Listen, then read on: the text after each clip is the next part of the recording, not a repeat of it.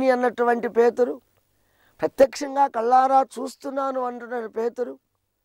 మరి వెంటనే నా మాటను ఆపకుండా నేను మహిమ రాజ్యములో పాలివాడను. చూడండి ఆయనకి ఎంత నమ్మకమో.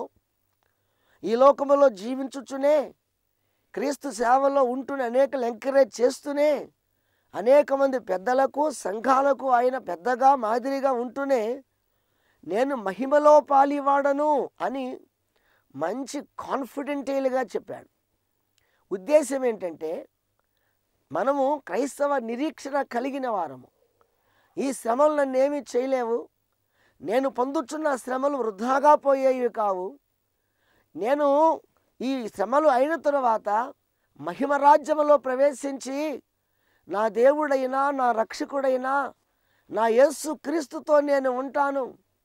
నేను త్వరలో నా మహిమ రాజ్యములోకి ప్రవేశించబోతున్నాను. ప్రియులారా, ఎంత గురి కలిగిన వాడో, ఎంత నిరీక్షణ కలిగిన వాడో, ఎంత ధైర్యము కలిగిన వాడో చూడండి.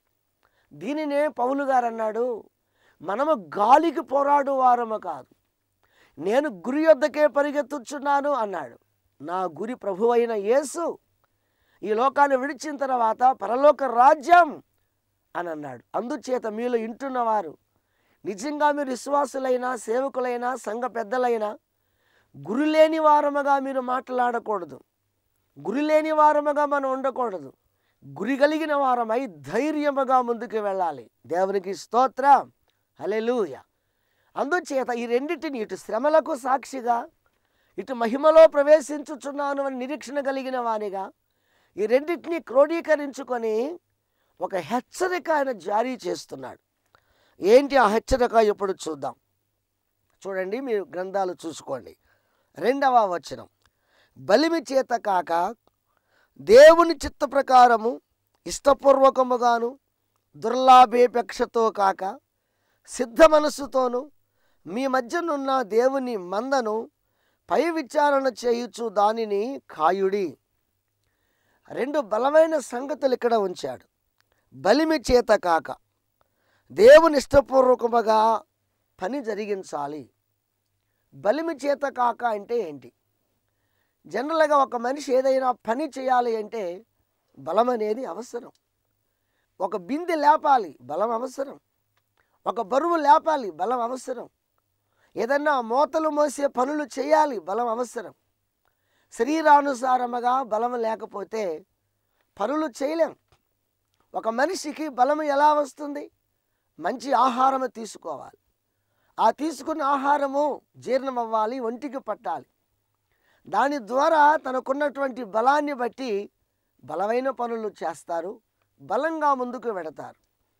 ఇది మామూలుగా సొసైటీలో జరిగేటువంటి విషయం.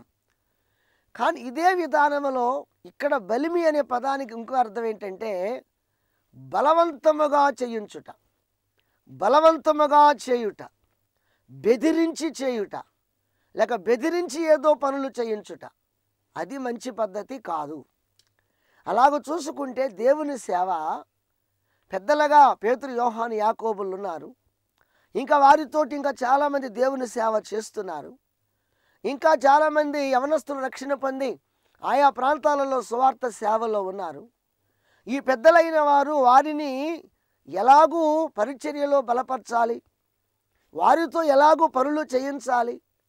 సర్వలోక సంపద కన్నా విలువైన ఆత్మరక్షణ అనే ఈ కార్యక్రమంలో, క్రీస్తు సువార్త ప్రకటించుట అనే ఈ కార్యక్రమంలో, నా క్రీస్తు మంచి కాపరి, ఆ కాపరి యొద్దకు రండి, ఆయన కాపుదలలోకి రండి అని చెప్పుచున్న ఈ విషయాలలో ఎలాగో వారిని ప్రోత్సహించాలి అనేది ఇక్కడ విషయం. వాక్య అవగాహన కలిగిన వారు ఈ మాటలు పరిగణలోనికి తీసుకోవాలి అని నేను మీకు మనవి చేస్తున్నాను. ఏదో తోటి సేవకులను కొట్టినట్లుగానో, తిట్టినట్లుగానో, బెదిరించినట్లుగానో, బలిమి చేతనో బలవంతం చేతనో చేయించటం కాదు. దేవుని చిత్త ప్రకారముగా వారితో సేవ చేయించాలి. ఒక మాట మీ ముందు ఉంచుతున్నాను నేను.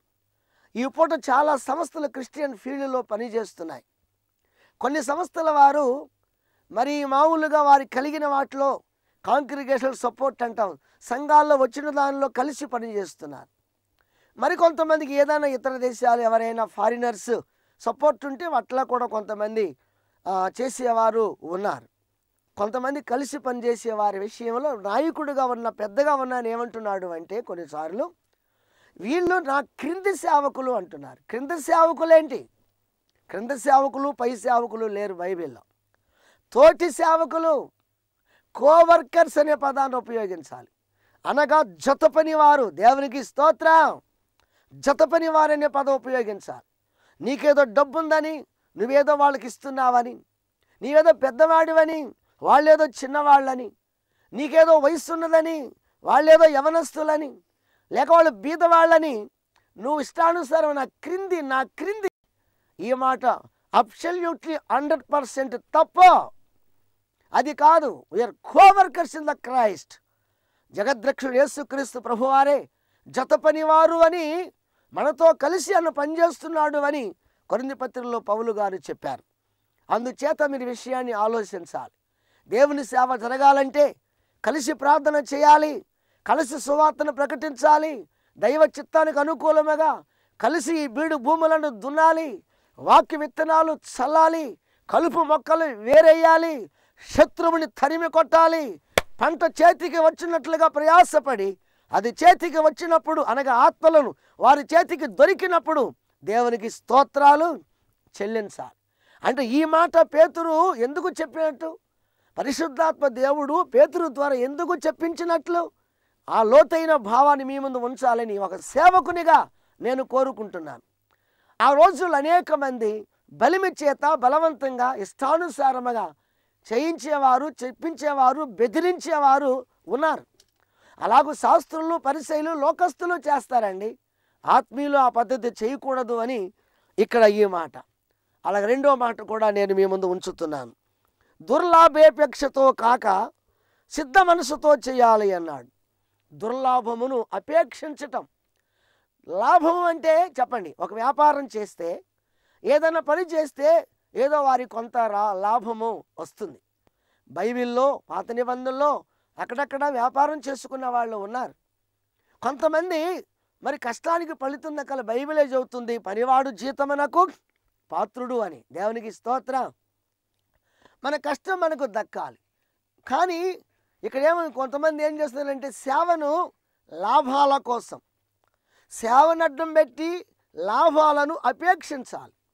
సేవను అడ్డం పెట్టి కుబేరులు అవ్వాలి. సేవను అడ్డం పెట్టి ఏదో కనెక్షన్లు పెట్టుకోవాలి. సేవను అడ్డం పెట్టి దుర్లాభాల కోసం, లాభ అపేక్షల కోసం ఎదురు చూచేవారు ఆ రోజుల్లో కూడా ఉన్నారు అని దాని అర్థం. ఆ రోజుల్లోనే కాదు, ఈ రోజుల్లో కూడా చాలామంది తయారయ్యారు. అందుకే నేను దైవ సేవకునిగా చెబుతున్నాను, ప్రతి దైవజనుడు యథార్థముగా కష్టపడి క్రీస్తు సువార్తను ప్రకటించి అనేక ఆత్మలను సంపాదించి సంఘాలు స్థాపించి ముందుకు నడిపించగలిగితే ఆ సేవకునికి దేవుడు ఏ లోటు చేయడు. ఇది చాలామందికి అవగాహన ఉండటం లేదు. పై వైపు చూడటం అంటే పరలోక వైపు చూడకుండా సముద్రాల అవతలకు, లేకపోతే అడ్రస్లు పట్టుకొని ఇక అదే పిచ్చతో ఉన్నవారు కొందరున్నారు. అందుచేత అలాంటి వారు దేవుని సేవలో దేవుని గాయాలు రేపుతారు. అలాంటి వారికి గుణపాఠము కలుగు నిమిత్తమై ఇక్కడ పేతురు గారు అయితే చెబుతున్నాడు. ఒక కాపరి సువార్త ఎందుకు ప్రకటిస్తాడు, ఎందుకు ప్రకటించాలి, ఒక సేవకుడు ఎందుకు చేయాలి, ఎందుకు చేస్తున్నాడు? లాభాల కోసం కాదు, ఆస్తిపాస్తుల కోసం కాదు, ఎండి బంగారాల కోసం కాదు, కీర్తి ప్రతిష్టల కోసం కాదు, ధన గణతల కోసం కాదండి, నశించుచున్న ఆత్మల రక్షణ కోసం. హల్లెలూయా. ఒకడు సర్వలోకము సంపాదించి వాని ప్రాణం పోగొట్టుకుంటే ఏమి ప్రయోజనమని బైబిల్ చెబుతుంది. అనేకులు విలువ తెలియక, క్రీస్తు విలువ తెలియక, రక్షణ విలువ తెలియక ఈ లోకములో ఉండి లోకానుసారముగా జీవించి లోకాన్ని విడిచిన తర్వాత అగ్నిగుండం పాలైపోతున్నారు. వస్తువు తెచ్చేది లేదు, పోతూ పట్టుకుపోయేది లేదు. అలాంటి వారికి దైవజనుడు ఏమి బోధించాలి, ఎలా ఉండాలి?